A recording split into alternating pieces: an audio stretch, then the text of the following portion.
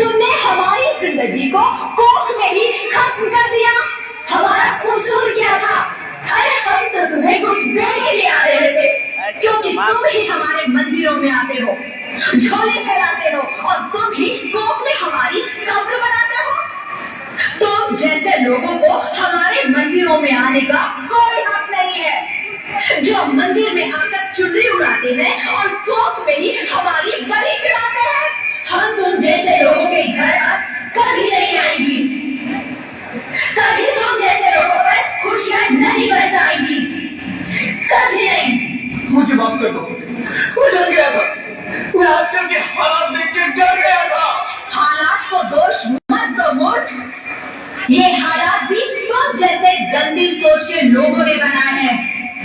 अगर इतना ही डर था तो अपनी माँ को क्यों नहीं मारा, अपनी बहन को क्यों नहीं मारा, अपनी बीवी को क्यों नहीं मारा, हमें क्यों मारा?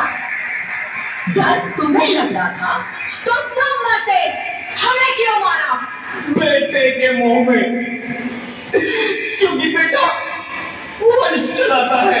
अरे मूर्ख, अगर बेटा वंश है तो बेटी अंश है, अगर बेटा आन है तो बेटी गुमान है, अगर बेटा दवा है तो बेटी दुआ है, अगर बेटा गीत है तो बेटी संगीत है, हाँ? और अगर बेटा भाग्य है तो बेटी भाग्य विधाता है।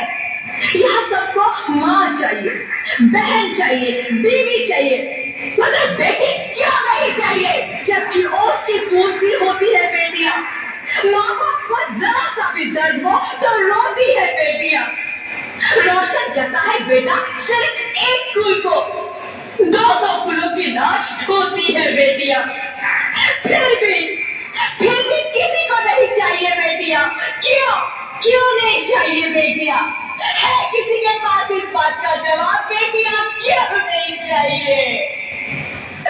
हमारा क्या कसूर है? आखिर कसूर क्या है हमारा? हमारा जाता है मेरे, क्यों नहीं चाहिए बेटियां? क्यों नहीं? हमारा कसूर क्या है? क्या है हमारा कसूर? मुझे माफ कर दो, मुझे माफ कर दो मेरी बच्ची, मुझे माफ कर दो। तुम्हारी कोई गलती नहीं, तुम्हारी कोई गलती नहीं है। रोहित, रोहित, रोहित उठो। क्या हुआ? क्या? उठो रोहित, नींद में क्यों चिल्ला रहे हो? तुम जिंदा हो? जिंदा? हाँ, मुझे क्या हुआ है? हे भगवान, तुम्हें लाख लाख शुक्र है, तुम सचमुच जिंदा हो। हाँ, पर हुआ क्या? वो कौन थी? वो कौन? मेरी बेटी, मेरी होने वाली बेटी। बेटी? पर तुम्हें तो बेटा चाहिए था ना? नहीं ज्योति, नहीं, अब मैं समझ गया। बेटा और बेटी एक ही सिक्के के दो पहलू हैं, जिसके बगैर इस जिंदगी की गाड़ी नहीं चल सकती। अगर हमें अपने भविष्य को उज्जवल बनाना है तो पहले हमें बेटी को बचाना है। बेटा और बेटी को बराबरी का दर्जा देकर इस जिंदगी को खुशहाल बनाना है। हाँ रोहित, तुम बिल्कुल ठीक कह रहे हो। बेटियां तो माँ बाप की रानियां होती है, मीठी मीठी प्यारी प्यारी कहानियां होती है। हमें इन्हें इस दुनिया में लाना ही होगा। इस दुनिया को अगर बचाना है तो हमें इन्हें बचाना ही होगा।